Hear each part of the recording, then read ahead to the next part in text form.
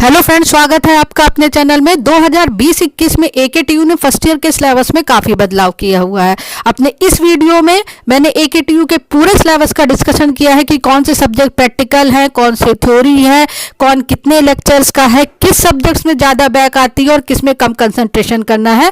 तो इस पूरे सिलेबस का डिस्कशन इस वीडियो में। उससे पहले एक छोटी सी रिक्वेस्ट है कि अगर आपने चैनल में अभी विजिट किया है तो एक बार चैनल को लाइक, सब्सक्राइब और शेयर जरूर करें।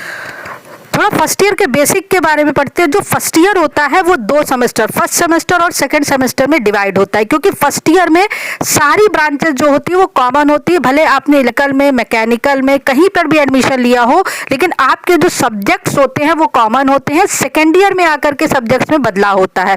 तो जो फर्स्ट ईयर होता है वो फर्स्ट सेमेस्टर और सेकेंड सेमेस्टर में डिवाइड किया जाता है।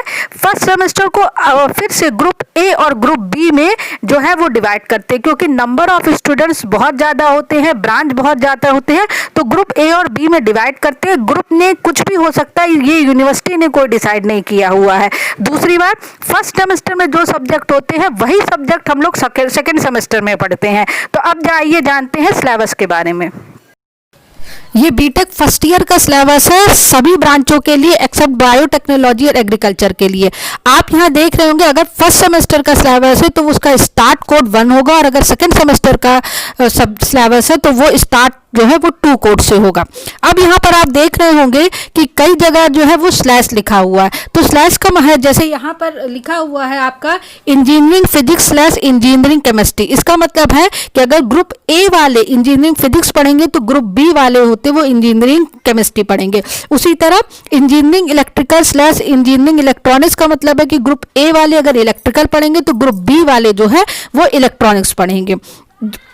ये है इनके सब्जेक्ट का। इसमें क्या है, कुछ सब्जेक्ट थ्योरी के हैं, कुछ सब्जेक्ट यहाँ पर प्रैक्टिकल के हैं, जैसा कि आप देख सकते हैं। और कुछ सब्जेक्ट जैसे कि फिजिक्स की अगर थ्योरी है तो फिजिक्स की हमारी लैब भी है, इलेक्ट्रिकल की थ्योरी है तो इलेक्ट्रिकल की आपकी लैब है। जहाँ पर इंजीनियरिंग मैथमेटिक्स में जो ग्रुप ए और ग्रुप बी दोनों ही स्टूडेंट जो है वो इंजीनियरिंग मैथमेटिक्स पढ़ेंगे। ग्रुप कंबाइन होगा, मतलब दोनों ही जो स्टूडेंट्स हैं वो ये सब्जेक्ट्स को पढ़ेंगे। अब यहाँ पर आप देख रहे होंगे क्रेडिट लिखा हुआ है, कहीं पर 4 क्रेडिट, कहीं पर 3 क्रेडिट।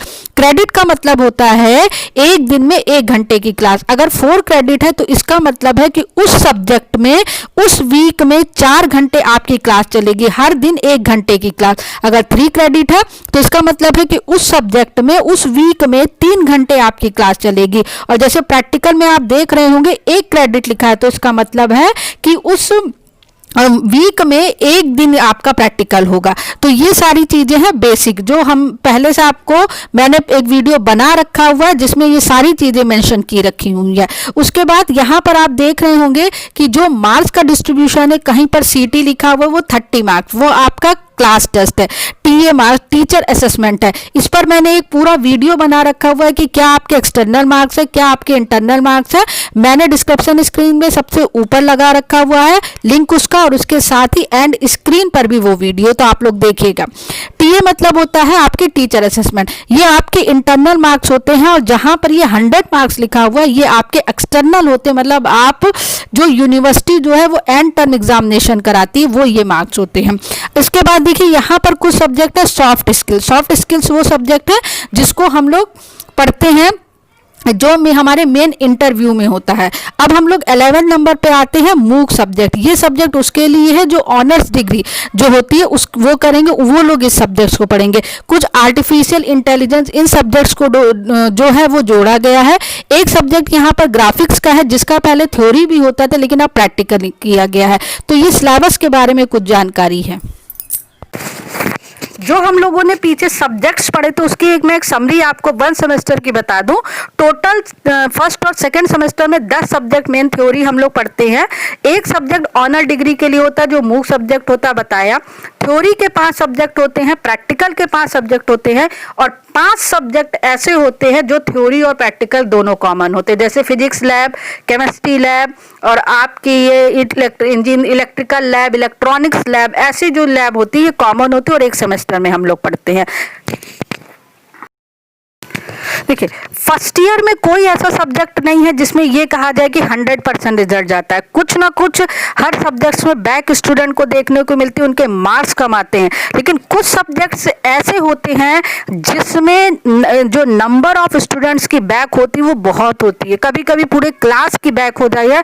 तो इन सब्जेक्ट में बहुत कंसंट्रेट करिए और इन सब्जेक्ट को पढ़ने का तरीका ये है कि प्रीवियस ईयर के पेपर का कलेक्ट करिए और कलेक्ट करने के बाद इंपॉर्टेंट देखिए। तो वो जो सब्जेक्ट है जिसमें मैक्सिमम 80% तक 90% तक बैक्स आती हैं, सब्जेक्ट है बेसिक ऑफ इलेक्ट्रिकल इंजीनियरिंग जिसका कोड के EE101 है, इंजीनियरिंग मैथमेटिक्स KAS 103 है, fundamental of mechanical engineering KME 101 है। ये 3 सब्जेक्ट ऐसे हैं जिनमें बैक बहुत ज़्यादा आती, चाहे वो फर्स्ट सेमेस्टर हो चाहे वो सेकंड सेमेस्टर हो।